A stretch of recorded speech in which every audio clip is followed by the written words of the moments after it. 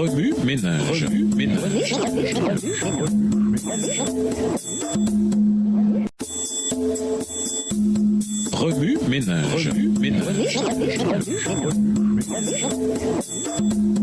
Bienvenue dans votre émission Remue ménage. Nous voilà à la leçon 4 allant du 21 au 27 janvier 2017.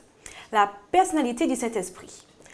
Celui qui doit vous venir en aide, le Saint-Esprit que le Père enverra en mon nom, vous enseignera tout et vous rappellera tout ce que je vous ai dit. Jean 14, verset 26.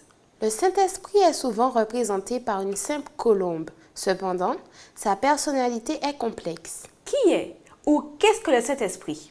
Lisons 1 Corinthiens 2, verset 10. 1 Corinthiens 2, verset 10.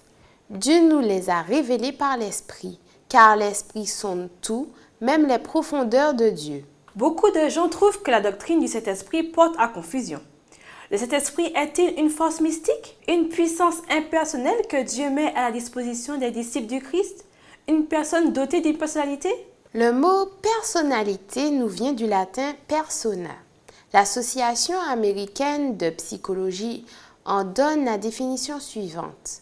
Différence individuelle dans les modèles caractéristiques de la pensée, des sentiments et du comportement. En d'autres termes, la personnalité se compose de modèles caractéristiques des pensées, des sentiments et des comportements qui rendent une personne unique. En outre, la personnalité provient de l'intérieur de l'individu et demeure assez constante tout au long de la vie. Ainsi, pour déterminer si le Saint-Esprit est une personnalité, nous devons examiner les réponses que la Bible donne aux questions suivantes. Premièrement, le Saint-Esprit est-il doué d'intelligence? Deuxièmement, a-t-il une volonté? Troisièmement, éprouve-t-il des émotions? Quatrièmement, a-t-il de la peine? Cinquièmement, fait-il l'expérience de la joie? Cette semaine, nous allons examiner à fond ce que la Bible nous révèle sur la personnalité du Saint-Esprit. Ce faisant, il nous faudra obtenir toute l'aide possible. Je vous encourage donc à faire la prière suivante avec moi. Mon Dieu, j'ai besoin de toi. Je reconnais avoir essayé de contrôler ma vie, ce qui m'a par conséquent fait faire des erreurs.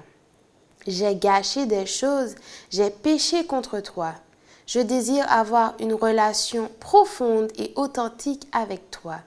Je veux avoir faim et soif de ta parole, de ta volonté, de ta justice.